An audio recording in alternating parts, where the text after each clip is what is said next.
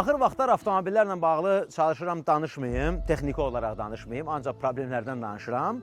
Hərçənd Unizeni çox soruşurlar bizdən, ona görə sürücünü danışdırmaq qərarına gəldim ki, qoy sürücü desin. Düzdür, yenidir, mən yenə də hələ ki düşünürəm ki, gözləmək lazımdır, biraz vaxt lazımdır. Amma o gün bir dostumuz sual verdi ki, bəs Unizelerin qiyməti əməlli düşüb, 40 minə edində 32 minə oldu, nə bilim, belə şeylər deyirlər. Səbəblər müxtəlifdir, biz də deyirik, çox gəlib bəlkə, gətirdilər keçən il və s. müxtəlif variantlar var, amma əsas məsələ nədir?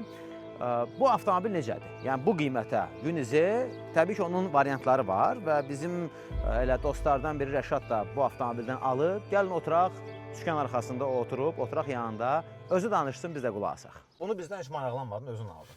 Niyə? Ona görə ki, biz bilmirik. Bir dənə buferi qurublar, 3 aylı gözləyirəm içində. Yəni, o negativ videolara baxıb nə düşünürsün? Yüksək amperajlı şarj bu avtomobiller üçün daimi nəzərdə tutulmuyor. Bu axı 1.5 motordur. Kuza ağırdır, motor balacadır. Bu Ferrari deyil ki, sən buradan məsələn çıxasan yarış xəttinə. Ekonomik şəhər avtomobili də bu ciddi deyil. Yox, qiymətinə görə ilk təəssüratda, bütün Çin maşınlarında həmişə ilk təəssürat bizi cəlb edir. Hər şey normal şərtlər altında əladır. Allah uzaq eləsin, sabah sənə bir detal lazım olsa. Bəli. Var? Var. Yəni gedir, deyir ki, təzə avtomobil almışam, heç deyir 4000 sürməmişəm, akkumulatorum yatıb. Bilirsiniz niyə yatır? Ona görə yatır ki, Çinin heç bir modelini birinci alma, gözlə. o sistem nəm çəkir və xarab olur. Niyə? Bizim təbiətimiz bu avtomobil üçün ideal təbiət. Maşın mənim deyə tərifləmək fikrində deyiləm. Düzgün yanacaq. Bəli, 95. Ancaq və yalnız 95. Yəni 92 heç nədir biz bilmirik. Yəni onu avtomobil istəmir. 95 ilə sürün, heç bir problem yaşamayacaqsınız. Şarjı maksimum qoymayın. 20-80. Orta val, yəni babin, iki başında paçen tutardı getdi. Başqa heç nə yoxdur. 60'ını tutaraq, amma enerjidən istifadə etməyərək gedir. Çox ciddi, yəni araşdırmışam avtomobili. Bütün sürücülərə usta fırıldağını deyim buradan.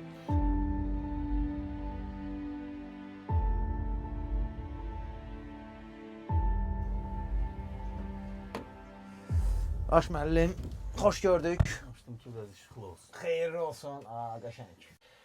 Beləliklə, Rəşad dostumuzdur. Yəni Raş, Rəşad, DJ Raş, nə bilim nə. Məşhur Big Az bunun səsidir. O həmişə söyür deyə mahnının ən şirin yerində. Bir bu kimdir bu sözü deyən o Big Az, o odur. Və həmin Raş, xoş gördük. Sağ ol. Xeyirli olsun Raş yeni maşının. Çox sağ ol.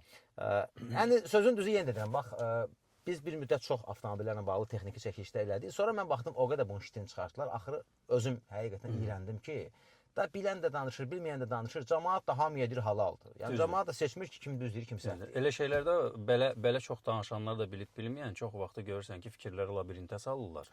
Ondan sonra çıxış yolunu axtara bilmir sürücülər ki, avtomobil haqqında nə fikir paylaşsınlar, nə danışsınlar. Amma sən indi bir sürücü kimi həm də və mən bilirəm ki, sən biraz araşdırmanı sevənsən bu maşını almaqdan əvvəl. Özüm bilirəm ki, sən neçə aydır hər dəfə gəlib bir maşın haqqında maraqlanırdın, amma bunu bizdən heç maraqlanmadın, özün aldın. Niyə? Ona görə ki, biz bilmirik. Yox, əslində avtomobili artıq 6 aydır sürürəm. 6-cı aydır ki, avtomobil məndədir, çox sağ ol.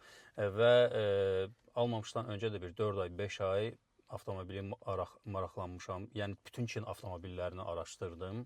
İçində niyə Unizetdə dayandım, bunu da deyəcəm. Sonra ümumi başqa avtomobillərlə də qarşı-qarşıya qoydum.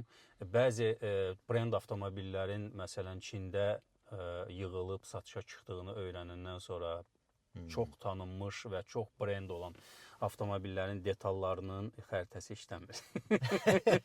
Başqa öz xəritəmiz. Mən öz negativlərimi axtarıram. Sən deyəndə mən deyəcəm. Deməli, bütün o araşdırmalara sonucda belə bir fikrə gəldim ki, məsələn, mən gedib BMW-ni alıb, əgər onun detallarını axtarmağa başlayacamsa, biri Tayvan, biri Çin detalı, biri orijinal detal arasında qalacamsa, ondan sonra elə gedim, bunu da Çində yığırlarsa, mən elə gedim Çin avtomobili alım, elə Çin detalını da qoyum üstünə olsun orijinal. Yaxşı, tam səmimidir də. Bax, indi bizə də yazırlar, arada paylaşırıq ki, nə bilim, biri göstərir ki, maşın heç gözləməzdim, falan şey dağıldı, bu qədər xərcə düşdüm. Biri deyir ki, bir dənə buferin vurublar, 3 aydır gözləyirəm Çindən. Yəni, o negativ videolara baxıb nə düşünürsən? Deməli, səhvlər nədir? Yəni, birincisi, Unizet 3-4 komplektasiyada gəlir ölkəyə satışa. Bunların içində Full Power var, bunların içində Full Power Pro var, bunların içində Excellence var, bunların içində Battle var. Bu hansıdır? Bu Excellence-dir, bu ən yüksək komplektasiyasıdır. Deməli, Battle komplektasiyasında benzin motorla gəlir. Turbinlə də olur, turbinsiz də olur. Bəzi, məsələn, Full Power modelləri var ki, onlar plug-in hibrid də gəlirlər. Yəni pluginsiz də gəlirlər. Prosu və belə sadəsi var. Məsələn, Excellence modelində bütün lazım olan hər bir şey, ən belə bahalı maşınlarda olan hər bir şey burada əl altındadır. Yəni hər şey var. Bu variantda. Bəli, bu variant. Bəs o düzdür ki, məsələn, 40 min idi, düşdü oldu 30 kimi. Yox, 40 min idi, elə 40 mində qalıb. Baxır modelinə yenə. Yəni orada müəyyən komplektasiya fərqləri var, il fərqləri var. Komplektasiya bu məsələn 2026 modeli deyirlər bu otur. 2025-2026 modeli. Var məsələn 2024 modeli, var 2025 modeli.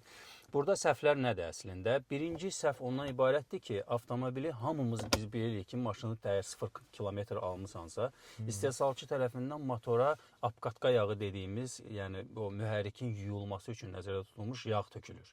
Və bu yağ mütəmadi istifadə, daimi istifadə və yaxud da uzun kilometraj üçün nəzərdə tutulmuyor. Amma 3500-də iş yağı dəyişməyə getməlisən. 3500-dən də tez getməlisən əslində. Elə qeyd olunur. Yəni mən məsləhət görərdim 2500-də bunu dəyişsin. Sən getmirsən. Mən getmişəm. Mən 2000-də getmişəm hətta.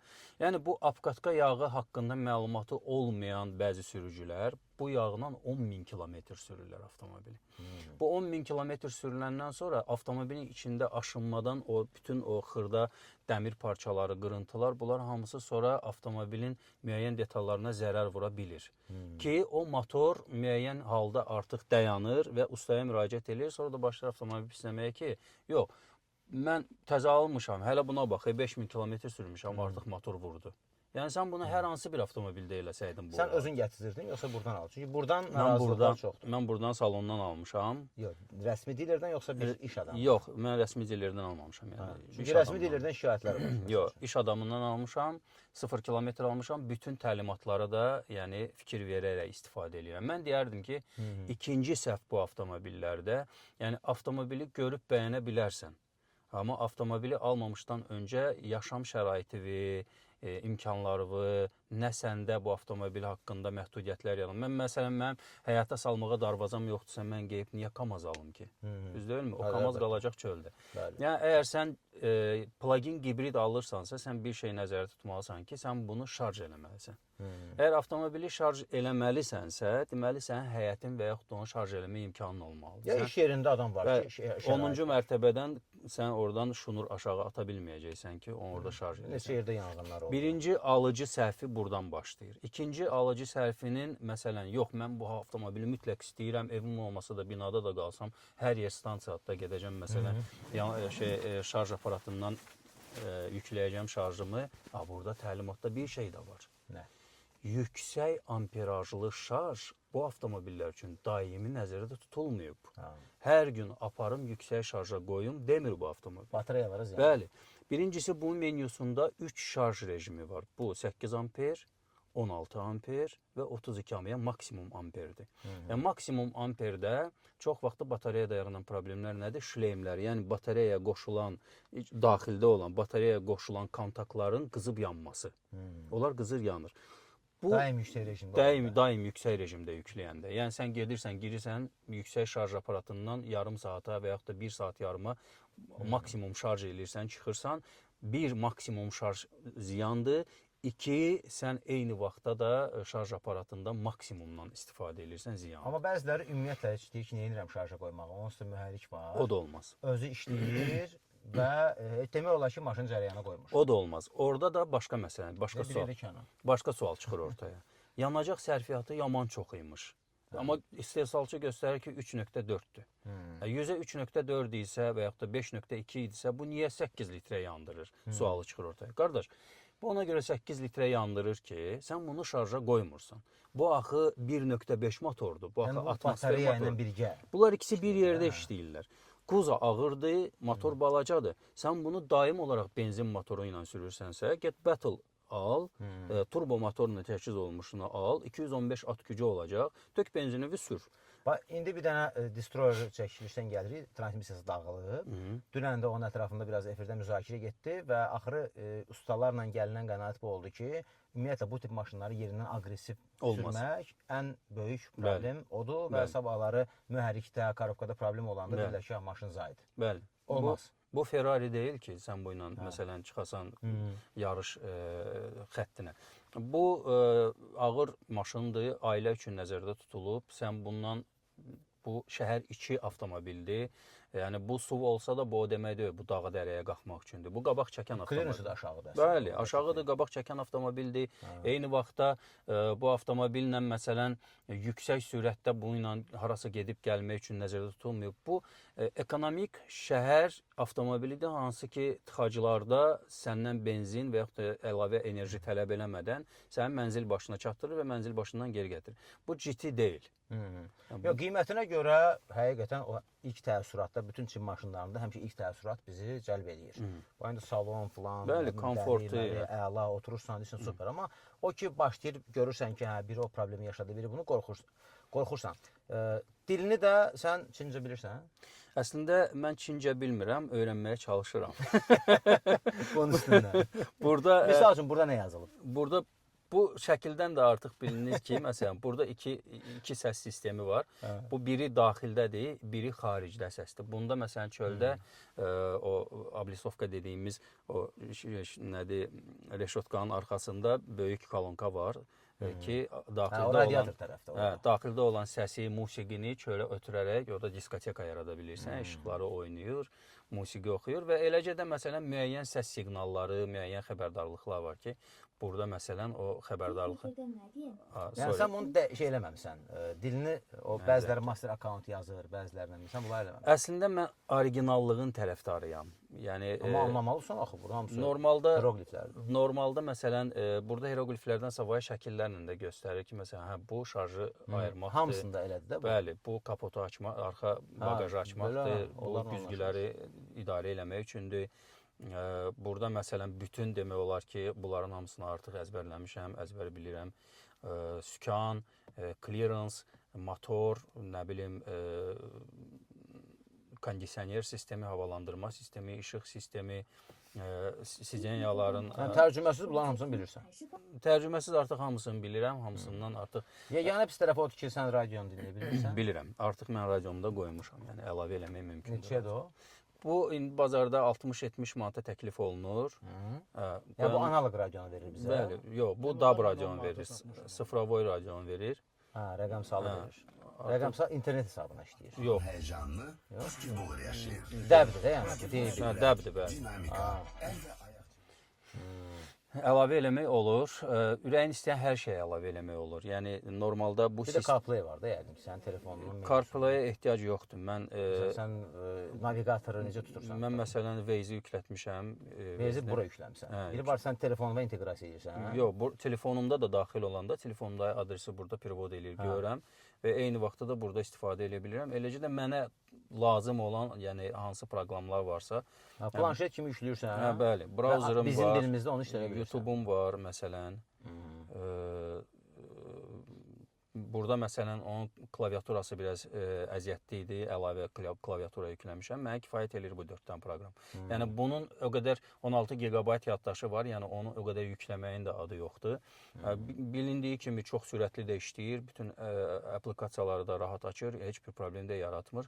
Kameralarında da, daxildə də məsələn kamera müşahidəsi var, infraqırmızı müşahidəsi var, göz müşahidəsi var. Gedəndə birdən yolda mürgüləsən, eləsən, remeni titrədir, rulu titrədir, səni oyatmağa çalışır, yox eləməsən. O tərəfdən əladır. Yəni, çox şeylər. Ən çox cəlb edən tərəflər də bunlardır, burada qoyduğun yəni bu texniki manyovrlar sırf ola bilər ki, Çində alıcının diqqətini cəlb eləmək üçün olan şeylərdir, amma texniki tərəfləri, məsələn mühərrikdir, elektron sistemidir, burada diqqət yetiriləcək çox şeylər var. Akkumulyatorım zaryadkadan düşür. Məsələn, çox ustaya müraciət eləyirlər. çox akkumulyator 12 voltaj satıcı, sadəni. bəli, batareya yox, akkumulyator. akkumulyator. Yəni gedir deyir ki, təzə avtomobil almışam, heç deyir 4000 sürməmişəm, akkumulatorum yatıb. Bilirsiniz niyə yatır? Ona görə yatır ki, bu daimi olaraq elektriklə sürür avtomobili. Mühərriki xodlamır, benzininə qənaət eləmək istəyir. Mühərrik xodlamayanda axı batareyaya şarj, nədir, akkumulyatora şarj getmir. Akkumulyator da istər-istəməz artıq yatır. Onsuz da bu 3-4 yandırır da, yəni hətta işlətsən də. Yəni işlətsən belə, əgər Hə də. daimi bir-birləri ilə işləyirlərsə, burada məsələn rejimlər var da. Deyək ki, indi bu Azərbaycan rus dilində olanlar bilirlər, məndə burada Çin rejimindədir. Bu məsələn sırf elektrik rejimidir. Burada məsələn elektrik idman rejimi, elektrik adi rejim. Burada məsələn sən bunu qoyursan ki, neçə kilometr zaryadkam gedəndən sonra keç yox, mühərrik işə düşsün və başlasın rekuperasiya eləməyə, yəni toku bərpa eləməyə. Burada sən o kilometrajı qoyursan. İndi burada məsələn 58 kilometr məsafə üçün məndə şarj var. Mən də bunu 53-ə qoysam, 55-ə qoysam, 55-ə qədər mənim mühərrikim xodlanmır. 55-dən sonra mühərrik xodlanır və şarj eləməyə başlayır. Eləcə də burada məsələn elektrik modu, bu şəhər içi modu, məsələn şəhər kənarı modu, məsələn bu idman rejimi. Yəni uzaq məsafəyə gedirsənsə, sən mütləq şəhər içindən çıxmalısan. Çıxmalısan uzaq məsafə rejiminə.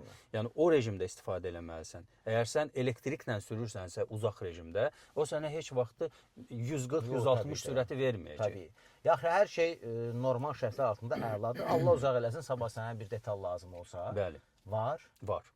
Yox, hardan bilirsən, yəni hardan var? Çünki yəni və neçəyədir? Normalda qiymətlər çox fərqli-fərqli təklif olunur və deyim ki, əgər mən gedib hər hansı bir 40 min dəyərində, yəni eyni Çin bu avtomobil qiymətində başqa avtomobil alsaydım, 40 min dəyərində, məsələn Kia və yaxud da Hyundai'nin ili köhnə olan hansısa bir Jeepini alsaydım, onun detalı bunun detalından daha bahadır.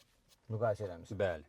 Çünki burada problem ən çox odur ki, yoxdur. Yəni mən bunda problem, yəni stasionar problem peç problemidir. Bunda yox. Q5-lərdə. Nə demək? Unizetdə məsələn çox az rast gəlinir o problem. Amma Q5-lərdə, sonra 35-lərdə, CS35-lərdə bu görmüşəm bu problemlə qarşılaşırlar. Nə peç problemi? Deməli sol təkərin səhv eləmirəmsə qarşısında, içərdən, buferin arxasında bunlarda belə peçin bloku var. O blok hansı ki isitməni içərdə və yaxud da soyutma mühərriki, kondisioneri içərdə mühərrikdən istifadə eləmədən soyudur, isidir. Ayrı bir sistem. Ayrı bir sistemdir. O sistem nəm çəkir və xarab olur. Niyə? Ona görə ki, bu avtomobillə üzməyə çıxırlar. Yəni yağışlarda BYD-də çox gördük, Çanqanların bəzi modellərində çox gördük, Q5-lər ümumiyyətlə çox gördük ki, yağışlarda körpülərin altında üzməklə məşğul idilər. Yəni bunun problemi ondan ibarətdir ki, bu maşınları ümumiyyətlə bütün maşınları sudan qorumalısan da qardaş. Düz o deyil. işte hə də qədəri var da, görürsən ki, məsələn, əgər sənin təkərin yarısı qədər də girərsən. Niyə girməlisən ki o boyda suyun içinə ki, sonra da deyəsən ki, buna bax mənim Priusum üzür məsələn. Sonra daha sonra onu fəxrlə göstərərsən ki, mən deyirdiz Prius pisdir. Yəni bax, sən bir sürücü kimi deyirsən, mən də kimsə deyəndə deyirəm ki, yəni mən hələ ki gözləmə mövqeyindəyəm və mənim kimi tanıdığım yüzlərlə belə adam var ki, deyir ki, qardaş, mən hələ qoy biraz sürsünlər, baxım görüm necədir. Bəzən təkmilləşir. Çinin belə bir şey var. Yəni Çinin heç bir modelini birinci alma, gözlə, biraz onu yeniləyəcək, işləyəcək, təkmilləşdirəcək, sonra al. Bax bunlar hamısı var və onun fonunda mən baxıram çox adam hələ ki deyir ki, baxarıq da gələcək. Yəni bizim ölkəmiz və bizim təbiətimiz bu avtomobil üçün ideal təbiətdir. Ya bizdə həddindən artıq soyuq olmur, ya bizdə həddindən artıq isti olmur. Yəni bu avtomobilin burada sürülməsi qənaət bəxşdir. Yəni çox normaldır. Plus ondan savayda bu avtomobili əgər hansısa sürücü almaq istəyirsə, büdcəsinə qənaət eləyərək komfortlu, yaxşı avtomobil. Maşın mənim deyə tərifləmək fikrində deyiləm. Yəni sadəcə olaraq almaq istəyirsə avtomobili nəzərə alacağı bir neçə şey var burada məsələn. Bir yağ söhbətində çox vaxt görürsən ki, yağ dəyişimində çox vaxt deyirlər ki, bu dəqiqə başı sönür, yanır, sönür, yanır. Nə bilim, soyuq start. Soyuq start. Dayanıram, sönür, maşın qabağında sönür, öz başına sönür, öz başına qaz verir, öz başına xalastoya atır. Filan peşməkan. Bu görəsən mənə ziyan eləməz? Yox, eləməz. Bu hər şey o nəzərə alınaraq bunu istehsalçı hazırlayır. Ona inanmırıq məsələn. Sən burada məsələn 0.16 tələbini saxlayırsansa yağın, Deməli sənin mühərrikin saat kimi işləyəcək. Sən ağıllı sürücüsənsə, sən bilirsən ki, start-stop sistemində daha keyfiyyətli yağ istifadə etmək lazımdır və ondan savayı da Düzgün yanacaq. Bəli, 95. Ha. Ancaq və yalnız 95. Hətta biz dedik ki, üstünə qatqı da tök. Tök Yox. petrol treatmenti və məsələn. 92 bu avtomobili olmaz. Amma O adam onu 92 istəyir. qapağın üstündə yazılan 92 Azərbaycan 92-sinə aid deyil. Gördün? Oradan Amma Euro 5 tələbidir. amma satan nə deyir? 92 nə işləyər? Problem O yoxdur. satan malı getsin, onun nəyinə Hə, lazım? yəni o da fikirləşir ki, hə, yəni zaten 32 min qiymətinə maşını alan Bəli. adam öz ailəmən doğrudan da o biraz belə deyir, büdcəsi aşağı sayılır da. Avtomobil üçün 32 min, təzə maşın üçün Bəli. büdcəli sayılır. Yəni maşına 32 min verən adam ona 95 tökmək istəmir ki, onu alır. Amma burada bir məsələ də var da. Əgər mən köhnə bu segmentdə olan köhnə məsələn Hyundai və yaxud da Kia və yaxud da nə bilim Dodge Durango və yaxud da Porsche sürəcəmsə əgər, mən onlara gəlib 92 töküb onun motorunda qorxunu, özümdə həyəcanlı yaşayıramsa, onda niyə buna tökürsən ki 92 məsələn? Bir məsələ də çıxır ortaya ki, sən bilirsən ki, ölkədə Euro 5 standartlarının tələblərinə uyğun olan yeganə bir yanacağı var, o da 95. 98-95. Yəni 98 Euro 5-dir. Amma 92 Euro 3-dür səhv eləmirəmsə bizdə. Yəni 92 heç nədir biz bilmirik. Yəni onu bu avtomobil istəmir. Hə, biz də deyirik, bəziləri deyir, yox, nağıllar düzəldirlər. Çinli gəldi deyir bura, bizim 92-ni götürdü getdi. Dedi ki, buna uyğundur. Bu sizin 92. Çinlinin səni ölkəvi tanımır. İşi gücü qutarıb gəlsən. Nə gözəl. Bir də şey var, 95 ilə 92-ni qatıram. Euro 5-i 95-dən götürür. Ay sağ ol. Benzini 92-dən. Biz onları hazırlamışıq da o ən məzəli usta tövsiyələri. Nədir də yəni? Yəni bu adamlar bunu qəbul eləmək istəmirlər, sonra da o problemi yaşayırlar. Bəli. Çünki 92 ilə alışma çox sərtdir və bu mühərrik o alışmaya tab gətirə bilmir. Yəni yaxşıdır ki, 95 ilə sürün, heç bir problem yaşamayacaqsınız. Şarjı maksimum qoymayın. Yəni imkanınız varsa, evinizdə varsa, mən tövsiyə eləyərdim daimi şarj üçün 8 amperdən Və istifadə edin. 20-80 aralığı. Yoxsa sən də 100-ə doğru gedirsən. Yox, 20-80. 20-80. Maksimum 20-90 eləyə bilərsən. Yəni 100-ü özü də tələb eləyir səndən ki, 100-ü sən məsələn 5 dəfədən 1 dəfə 100%. Ya ki, uzaq yol gedirsən, hə, onsuz da bunu dərhal işlədirsən. O məsələn konvertasiya eləmək üçün 100-ü təndən tələb eləyir. Batareyanın konvertasiyasını. Amma həmişə yox. Həmişə yox. O elə bir ki, 5 gündən bir, məsələn, mən bunu 2 gündən bir şarj qoyuram da, məsələn deyək ki, niyə elə tez-tez qoyursan? Əslində 100-ə qədər doldururam. İndi bizim Ağşəhərdən bura qədər, buradan Ağşəhərə qədər 4 dəfə get-gəl, arada bir Məştəqəyə və yaxud da başqa kəndlərə gedirəm, gəlirəm. Yəni yetərli olur. Mən deyim ki, düzgün sürsən əgər bu avtomobili, çox vaxtı belə bir istifadəçi fikirləri var. Deyirlər ki, bu 125 kilometr yazılıb şeyində, batareyası, 125 kilometr gedir. Amma 70 sürdüm qutardı. Sürdün 70, bu 125 kilometri 140 sürət üçün nəzərdə tutmayıb. Yəni sən bunu nə qədər yüksək sürətdə sürsən, o qədər də benzin kimi də. O qədər bu həmənki şarjı çox yeyəcək. Yanacağın uçacaq. Bəli. O da onun kimi. Aşağı sürətdə sürsən, ağıllı rejimdə sürsən, daim ayağı qazda saxlamadan, yəni mən bunun bicliyini tapmışam. Mən mühərrikini salamat saxlamağım. Yəni elektron mühərriki. Bu 3 detaldan ibarətdir bunun elektron mühərriki. Orta val, yəni bobin, 2 başında paçemnik, qutardı getdi. Başqa heç nə yoxdur bu mühərrikdə. Yəni bu mühərriki sağlam saxlamaq istəyirsə əgər sürücü, bunu bu formada sürməlidir. Məsələn, düz yoldur və yaxud da biraz maili yoldur. Sən görürsən ki, sən burada sürət 60 tələbi var da burada. Məsələn, sən bundan yüksək sürətdə sürə bilməzsən. Deməli, sən avtomobili sürürsənsə 60 ilə, bunu 65-ə qədər qaldıra bilərsən. 65-ə qədər qaldır sürəti, sonra burax ayağı pedaldan. O keçir artıq boş rejimə və rekuperasiya başlayır. Rekuperasiya getmir. Yox, enişdə. O ancaq enişdə daha çox. Ağıllı rejimdə düz yolda rekuperasiya vermir. Deməli sən düz yolda gedirsənsə 65 yığmısansa 65-dən buraxandan sonra avtomobili 500 metr, 700 metr avtomobil 60-ını tutaraq amma enerjidən istifadə etməyərək gedir. Cruise kontrolda yoxsa sadəcə belə? Bu sadəcə ağıllı rejimdə. Burada sadəcə ağıllı rejimi qoyursan, Ağıllı rejim elə bil özü qərar verir, ideal ortamı. Bu ağıllı rejimdir məsələn bizdə. Burada uje görsən heç nə yanmadı. Məsələn mən elektron rejimdən istifadə qoysam və yaxud da şəhər içi rekuperasiya qoysam, bu şarj rejimidir bunun. Əgər sən Yəni ağıllı rejimdə sən onu avtomobilə həvalə edirsən. Bəli. İdealını özün tut. Bəli, özün elə. O özü enişi də, yoxuşu da hamısını seçir. Ona uyğun olaraq rekuperasiyanı açır, bağlayır və eyni formada da sənə daha yüksək yürüş eləmək üçün imkan yaradır. Bu sırf şəhər içi tıxacda istifadə olunan rejimdir. Bir. İkinci də rekuperasiyaya yüklənmək olmaz çox. Yəni çox adam daimi o şarja getməməyin dərdindən yolda elə qazanır. qoy motor özü yıxsın, onu elə girir məsələn şarj rejiminə qoyur. Burada başlayır məsələn bunu da sıfıra qoyur və yaxud da bunu da maksimuma qoyur ki, elə doldursun, dayanmasın. Onda çox ciddi problem yaşanır. Onda aqressiv olaraq mühərrik boşluqda işləməyə başlayır. Mühərrikdə qızma başlayır. Biz hamımız bilirik ki, probkada dayanıb, tıxacda dayanıb, boş-boşuna mühərrik işləyəndə çox mühərriklər qızdırır. Yəni, eyni formada da sən əgər onu maksimum sürətdə işlədirsənsə, o qızdırır. Nə olsun ki, orada antifriz var, onun qarşısını almağa çalışır. Pər başlayır qoşulmağa. Qoşulur, daha çox enerji yiyir. Sənə elə gəlir ki, sən enerji yığırsan, sən enerjini itirirsən o vaxtı. Eyni vaxtda da sən bu sistemdə rekuperasiyanı daha aqressiv varianta gətirirsən. Amma o iki variantda işləyir.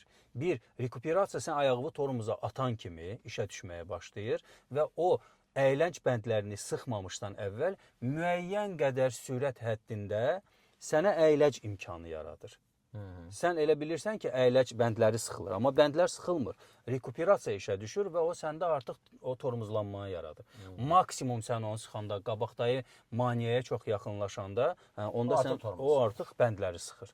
Yəni o dövrə qədər artıq rekuperasiyadan başlayır istifadə eləməyə və o rekuperasiya yəni gücə düşür. O daimi şey deyil. Yəni onu sıradan çıxarırsan sən eyni şey eləyəndə. O belədir. Yəni çox danışmaq olar. Sadəcə çox danışan videolara da çox baxmırlar. Ona görə biz də bəlli bir çərçivədə mümkün qədər çox informasiya verməklə bunu çalışırıq çatdıraq. Bax, daha texniki tərəflərini. Hər halda Rəşad araşdırıb öz fikirləridir, öz qənaətidir, digərləri də əlavələrini eləyərlər. Kimin nə fikri varsa Bəli, səhvlərimiz varsa fikirlərimizdə, yəni düzəldə bilərlər, amma mən tək yanılmayaq, əsas odur. Çox ciddi, yəni araşdırmışam avtomobili, həm Rus forumlarında, həm xarici forumlarda, həm bizim öz ustalarımızla. Bir də bütün sürücülərə usta fırıldağını deyim buradan. Deməli, avtomobildə əgər yağı dəyişməyə gedirsinizsə, burada məcbur deyilsiniz avtomobilin gedib ümumi kilometrajı ilə yağı dəyişəsiniz. Burada baxmaq lazımdır. HEV rejimi var da orada. Burada elektrik rejimi var, burada özünü bərpa rejimi var, burada benzin mühərriki rejimi var. Məsələn, burada biz görürük ki, 7786 kilometr mən elektriklə, elektrik mühərriki ilə avtomobili idarə eləmişəm. 4434 kilometr mən yanacaq mühərriki ilə avtomobili idarə eləmişəm və 2968 kilometr enerji bərpası olub. Yəni o pulsuz mənim üçün enerji yaradır. Bizim ustalar deyir ki, qarışıq rejim 10.000 məsələn. Qarışıq rejimdə deyirlər ki, 7000-də gələrsən yağı dəyişdirməyə. Yaxşı normal yağla. Amma Rəşad usta bardaqla dəyişir. Deyir mən 10.000 qarışıq rejimdə. Amma mən ola bilər ki, məsələn, elektrik rejimində 1 il sürəcəm, heç məsələn o rejimdən istifadə edir, rayona çıxmayacam, şəhərin içində olacam. Onda da yağın ümumiyyətlə özünün maksimum 1 ili var. 1 ili var. Hər markadır, bəziləri 6 ay deyir. Bəli, mən məsləhət görərdim 6-8 ay ərzində artıq o yağ getsin, dəyişilsin, əgər istifadə olunmayıbsa da. Amma mühərrikin yağını dəyişmək üçün bu kilometraja baxmaq lazım, ümumi kilometraja baxmaq yox. Və sürətlər qutusu bunlarda variator olduğuna görə, yəni 40.000, 60.000 kilometr arasında istehsalçı deyir ki, bunun variatorunun yağı ömürlük yağdır, bunu dəyişməyə ehtiyac yoxdur. O səhvdir. Amma bu dəyişilməlidir, yəni 40-60 min. ZTF o vaxtı BMW deyini şey deyildi, amma sonra belə. 40-60 min arasında dəyişmək lazım. Mən? Rəşad binən var, yəni istəyirsənsə. Açaq da binə. Rəşad Oil. Görürəm ki, belə yaxşısan, artıq girişmirsən yağlara, onun üçün deyirəm. Belə, çox sağ olun, yenə də şərhlərinizi əlavə edərsiniz, amma dediyim kimi, biz axır vaxtlar danışmırıq bu barədə, çünki bilən də danışır, bilməyən də danışır və mən də açığı da, yəni deyirəm ki, qoy biraz bir oturursun daşlar yerinə, ondan sonra baxarıq. Amma Raş araşdırıb və yaxşı nəticələr çoxdur. Xeyirli olsun. Çox sağ olun. Sağ olun, görüşərik.